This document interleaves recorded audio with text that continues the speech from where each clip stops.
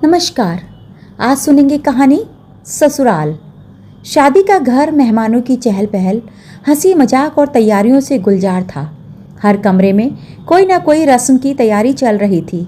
ऐसे ही माहौल में सानवी अपनी सबसे प्यारी सहेली अनवी के पीछे पीछे घूम रही थी। अनवी प्लीज़, आज सिर्फ एक रात की बात है। मेरे कॉलेज के दोस्त दिल्ली से आ रहे हैं, उन्हें मेरे कमरे में रुकना होगा। तू आज भैया के कमरे में सो जा। अनवी ने ऐसा मुंह बनाया जैसे किसी ने उसे कड़वी दवा पीने को कह दिया हो। तू चाहती क्या है कि मैं उस खड़ूस के कमरे में सोऊं? सानवी, तू मेरी दोस्त है या दुश्मन? सानवी हंस पड़ी। भैया आज देहरादून गए हैं, 2 दिन बाद लौटेंगे। तू आराम से उनके कमरे में सो जाना, किसी को पता भी नहीं चलेगा। अनवी ने राहत की सांस ली, लेकिन अगले ही पल उसके चेहरे पर डर लौट आया। अगर वो अचानक आ गए तो?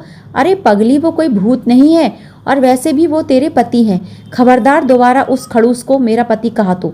अनवी ने गुस्से में उंगली दिखा दी। सानवी ने तुरंत कान पकड़ लिए। ठीक है बाबा, अब नहीं कहूँगी। आखिरकार अनवी को मजबूरी में आरवी सिंह के कमरे में जाना पड़ा। कमरा बिल्कुल उसके मालिक की तरह था, साफ सुथरा, अनुशासित और बेहद शांत। हर चीज अपनी जगह पर रखी हुई थी। अनवी धीरे धीरे बिस्तर तक पहुंची। कम से कम आज रात तो आराम से नींद आएगी। वह लेटते ही गहरी नींद में खो गई। रात के लगभग 2 बजे अचानक मौसम बदल गया। तेज बारिश और बिजली की गड़गड़ाहट से पूरा इलाका कांप उठा। उसी समय कमरे का दरवाजा खुला। भीगे कपड़ों में आरवीर सिंह अंदर आया। रास्ते बंद होने के कारण उसकी मीटिंग रद्द हो गई थी और उसे वापस लौटना पड़ा। उसने अंधेरे में ही अपनी घड़ी उतारी, लेकिन तभी उसे किसी के सांस लेने की आवाज़ सुनाई दी। उसने तुरंत साइड लैंप जलाया। रोशनी फैलते ही उसकी नज़र बिस्तर पर पड़ी। बीचों बीच अनवी गहरी नींद में सो रही थी। आरवीर का माथा सिकुड़ गया। वह बिस्तर के पास पहुंचा और गंभीर आवाज में बोला, अनवी उठो। अनवी ने करवट बदली, नींद में ही बड़बड़ाई, खड़ूस सोने दे। आरवीर का धैर्य टूट गया। उसने कंबल खींच लिया। अनवी अभी उठो। अनवी घबराकर उठ बैठी। सामने आरवीर को देखकर उसका चेहरा सफ़ेद पड़ गया। आप? हाँ मैं, और यह मेरा कमरा है। अनवी जल्दी जल्दी सारी बात बताने लगी। कैसे सानवी ने उसे यहाँ भेजा और कैसे उसने सोचा था कि आरवीर 2 दिन बाद लौटेगा। आरवीर कुछ पल चुप रहा, फिर बोला, मुझे किसी के साथ अपना कमरा शेयर करना पसंद नहीं। अनवी ने मासूमियत से कहा। तो बीच में तकिए रख देते हैं। मैं आपकी तरफ नहीं आऊँगी। उसकी बात सुनकर आरवीर पहली बार हैरान हुआ। यह लड़की हर मुश्किल का अजीब समाधान निकाल लेती थी। आखिरकार उसने अनमने मन से हामी भर दी। रात गहरी होती गई। दोनों अपने अपने हिस्से में लेट गए। बीच में तकियों की दीवार बना दी गई। कमरे में सिर्फ एसी की आवाज़ और बाहर बारिश की गूंज थी। अनवी को बहुत ठंड लग रही थी, लेकिन डर के कारण वह कुछ बोल नहीं रही थी। दूसरी तरफ आरवीर भी जाग रहा था। अचानक बिजली जोर से कड़की। मम्मी! डर के मारे अनवी चीख पड़ी।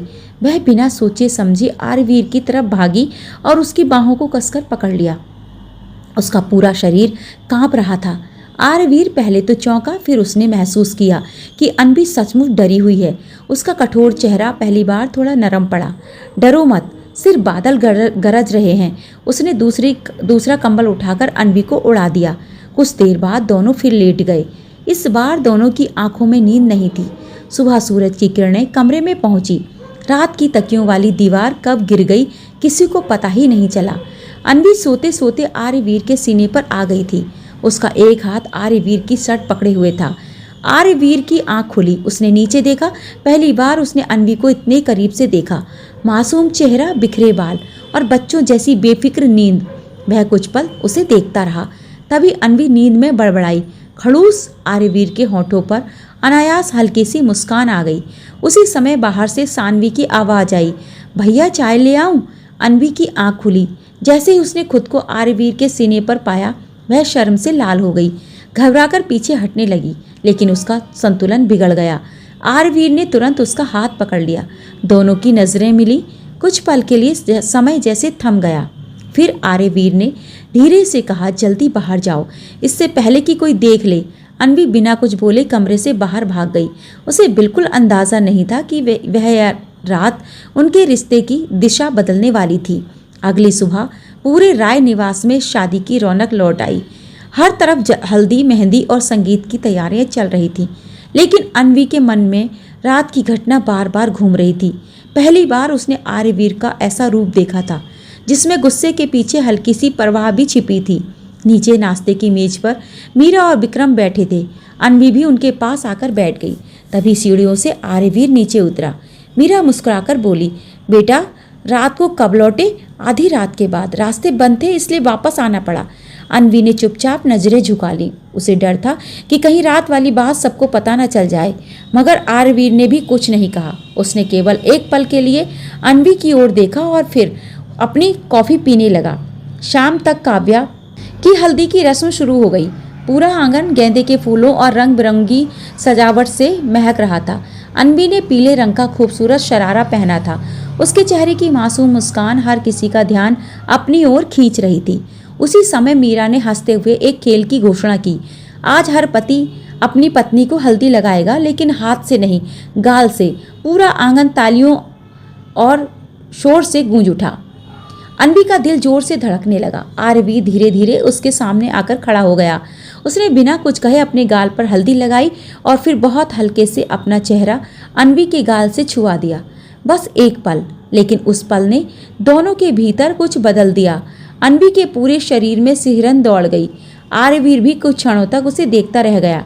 दोनों बिना कुछ बोले अलग हो गए, मगर उनके मन अब पहले जैसे नहीं रहे थे। रात को संगीत समारोह शुरू हुआ। पूरी हवेली रोशनी से जगमगा रही थी। अन्वी ने गहरे रंग का लहंगा पहना था। खुले बाल और हल्का श्रृंगार उसकी सुंदरता को और बढ़ा रहे थे। जब वह सीढ़ियों से नीचे उतरी तो कई मेहमान उसे देखने लगे। दूर खड़ा आर्यवीर भी अनायास उसकी ओर देखता रह गया। उसी समय सानवी अपनी कॉलेज के दोस्तों को सबसे मिलवा रही थी। उसके साथ एक हंसमुख युवक भी था, विवान। अन्वी भाभी, ये मेरे दोस्त विवान हैं। विवान ने मुस्कुराकर नमस्ते किया। अन्वी ने भी मुस्कुराकर जवाब दिया। कुछ ही देर में दोनों सामान्य बातचीत करने लगे। विवान मजाकिया स्वभाव का था। उसकी बातें सुनकर अन्वी खुलकर हंसने लगी। दूर खड़े आर्यवीर की नजरें लगातार उन दोनों पर थीं। जब विवान ने हंसते हुए अन्वी के कंधे के पास हाथ बढ़ाकर किसी बात का इशारा किया तो आर्यवीर की मुट्ठियां अपने आप भींच गईं। उसके भीतर एक अजीब सी बेचैनी उठी। उसे समझ नहीं आ रहा था कि आखिर उसे इतना गुस्सा क्यों आ रहा है। कुछ देर बाद वह चुपचाप वहां से चला गया। रात लगभग 12 बजे पार्टी खत्म हुई। अन्वी अपने कमरे की ओर बढ़ी। जैसे ही उसने दरवाज़ा खोला, किसी ने उसका हाथ पकड़कर उसे धीरे से भीतर खींच लिया। सामने आर्यवीर खड़ा था। उसकी आंखों में गुस्सा साफ दिखाई दे रहा था। बहुत मजा आ रहा था विवान के साथ। अन्वी घबरा गई। वो सिर्फ सानवी का दोस्त है, हम बस बातें कर रहे थे। मुझे पसंद नहीं कि कोई तुम्हारे इतना करीब आए। अन्वी ने पहली बार उसकी आंखों में देखते हुए पूछा, क्यों? आर्यवीर कुछ पल चुप रहा। उसके पास कोई जवाब नहीं था। वह खुद भी नहीं समझ पा रहा था कि उसके भीतर यह भावना क्या है। अन्वी ने हल्की मुस्कान के साथ कहा, तो मान लीजिए आपको जलन हो रही है। बिल्कुल नहीं, आर्यवीर ने तुरंत जवाब दिया, लेकिन उसकी आवाज में पहले जैसी दृढ़ता नहीं थी। अन्वी उसकी बेचैनी समझ चुकी थी। उसी समय बाहर तेज हवा चली, खिड़की खुल गई। अन्वी उसे बंद करने गई, लेकिन उसका संतुलन बिगड़ गया। आर्यवीर ने तुरंत उसका हाथ पकड़ लिया। वह गिरते गिरते बच गई। दोनों बहुत करीब खड़े थे। कुछ पल तक सिर्फ उनकी सांसों की आवाज़ सुनाई दे रही थी। आर्यवीर ने धीमी आवाज़ में कहा, जब तक मैं हूँ तुम्हें कुछ नहीं होने दूंगा। अन्वी ने पहली बार उसके चेहरे पर गुस्से की जगह चिंता देखी। उसी क्षण बाहर से सानवी की आवाज़ आई, अन्वी, सब तुम्हें ढूंढ रहे हैं। दोनों तुरंत अलग हो गए। अन्वी बाहर चली गई। आर्यवीर वहीं खड़ा रह गया। उसने खिड़की से बाहर देखा और पहली बार अपने आप से स्वीकार किया, शायद मैं उससे नफरत नहीं करता। उस रात दोनों को देर तक नींद नहीं आई। एक तरफ अन्वी सोच रही थी कि क्या सचमुच आर्यवीर का दिल बदल रहा है। दूसरी तरफ आर्यवीर अपनी पहली बार अपने ही एहसासों से लड़ रहा था। अगले दिन काव्या की शादी का शुभ दिन था। पूरा राय निवास रोशनी, फूलों और मेहमानों से जगमगा रहा था।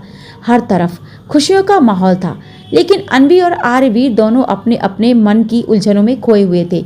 अन्वी ने लाल रंग का सुंदर लहंगा पहना था। जब वह सीढ़ियों से नीचे उतरी तो एक पल के लिए पूरा हॉल उसे देखता रह गया। दूर खड़े आर्यवीर की नज़र भी उसी पर ठहर गई। पहली बार उसने अपनी पत्नी को सिर्फ एक जिम्मेदारी नहीं, बल्कि एक खूबसूरत और मासूम लड़की के रूप में देखा। शादी की रस्में शुरू हुई। अन्वी चुपचाप एक कोने में खड़ी थी। तभी आर्यवीर उसके पास आकर खड़ा हो गया। बिना कुछ कहे उसने धीरे से अन्वी का हाथ पकड़ लिया। अन्वी चौंकी, लेकिन इस बार उसने हाथ नहीं छुड़ाया। दोनों चुपचाप मंडप में जलती अग्नि को देखते रहे।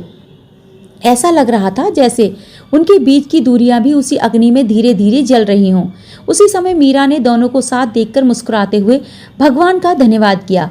उन्हें बरसों पहले अपनी सहेली शालिनी से किया गया वादा याद आ गया। कई वर्ष पहले एक बरसाती रात में शालिनी अपनी छोटी सी बेटी अन्वी को लेकर राय परिवार के घर पहुंची थी। उनके दुश्मन उनकी जान के पीछे पड़े थे। अंतिम सांस लेते समय उन्होंने मीरा का हाथ पकड़कर कहा था, मेरी बेटी को अपनी बेटी की तरह पालना और अगर कभी संभव हो तो उसे अपने घर की बहू बनाना, ताकि उसे हमेशा एक सुरक्षित परिवार मिल सके। मीरा ने यह वादा निभाया, लेकिन उन्होंने कभी नहीं सोचा था कि यह रिश्ता शुरुआत में इतनी गलतफहमियों से गुजरेगा। शादी की विदाई के बाद पूरा घर शांत हो गया। रात को अन्वी अपने कमरे में बैठी गहने उतार रही थी, तभी दरवाजा खुला। अंदर आर्यवीर आया। इस बार उसके चेहरे पर न गुस्सा था और ना ही कठोरता। कुछ पल दोनों के बीच चुप्पी रही। फिर आर्यवीर धीरे से बोला, अन्वी, मुझे तुमसे कुछ कहना है। अन्वी ने उसकी ओर देखा। आर्यवीर ने गहरी सांस ली। मैंने तुम्हारे साथ बहुत गलत व्यवहार किया, बिना तुम्हें जाने, बिना तुम्हारी बात समझे। मैंने तुम्हें हमेशा अपने गुस्से का कारण माना। उसकी आवाज़ भर्रा गई। असल में मुझे इस शादी से नहीं, अपनी मजबूरी से नफरत थी, लेकिन उसकी सज़ा मैंने तुम्हें दी। अन्वी की आंखें नम हो गईं। आर्यवीर आगे बोला, जिस दिन मैंने पहली बार तुम्हारी आंखों में डर देखा, उसी दिन मुझे एहसास हुआ कि मैं तुम्हारे साथ कितना अन्याय कर रहा हूँ। वह कुछ पल रुका, फिर पहली बार उसने सिर झुकाकर कहा, मुझे माफ़ कर दो। यह सुनकर अन्वी की आंखों से आंसू बह निकले। उसने कभी नहीं सोचा था कि हमेशा अभिमान में रहने वाला आर्यवीर उससे इस तरह माफ़ी मांगेगा। कुछ देर बाद वह धीरे से बोली, मुझे आपसे कभी नफरत नहीं थी, बस दुख था कि आपने मुझे समझने की कोशिश नहीं की। आर्यवीर ने उसकी ओर हाथ बढ़ाया। क्या हम फिर से शुरुआत कर सकते हैं? अन्वी ने मुस्कुराते हुए अपना हाथ उसके हाथ में रख दिया। हाँ, बस एक शब्द। लेकिन उस एक शब्द ने दोनों की जिंदगी बदल दी। आर्यवीर बहुत सम्मान और स्नेह से अन्वी को अपनी बाहों में भर लिया। इस बार उस आलिंगन में कोई मजबूरी नहीं थी, सिर्फ अपनापन था। कुछ महीनों बाद राय निवास का माहौल पूरी तरह बदल चुका था। जहाँ पहले आर्यवीर हर समय गुस्से में रहता था, वहीं अब उसकी मुस्कान घर की पहचान बन गई थी। अन्वी की खिलखिलाहट पूरे घर में गूंजती रहती। सानवी अक्सर दोनों को देखकर चिढ़ाती, वाह, यही है हमारे पुराने खड़ूस भैया। आर्यवीर मुस्कुराकर जवाब देता, हाँ, लेकिन ये सब तुम्हारी भाभी का असर है। सब हंस पड़ते। एक शाम छत पर खड़े होकर अन्वी डूबते सूरज को देख रही थी। आर्यवीर उसके पास आया, धीरे से उसका हाथ अपने हाथ में लिया और बोला, तुम जानती हो, पहले मुझे लगता था कि प्यार सिर्फ कहानियों में होता है। अन्वी मुस्कुराई। और अब? आर्यवीर ने उसकी आंखों में देखते हुए कहा, अब समझ आया कि सही इंसान मिल जाए तो जिंदगी ही सबसे खूबसूरत कहानी बन जाती है। अन्वी ने मुस्कुराकर अपना सिर उसके कंधे पर रख दिया। डूबते सूरज की लालिमा में दोनों की परछाइयां एक हो गईं। बरसों की नफरत, गलतफहमियां और दूरियां अब हमेशा के लिए पीछे छूट चुकी थी। अब उनके बीच सिर्फ विश्वास और सम्मान और प्रेम था। ये थी आज की कहानी। इस कहानी के बारे में अपनी राय कमेंट में जरूर बताइएगा। धन्यवाद।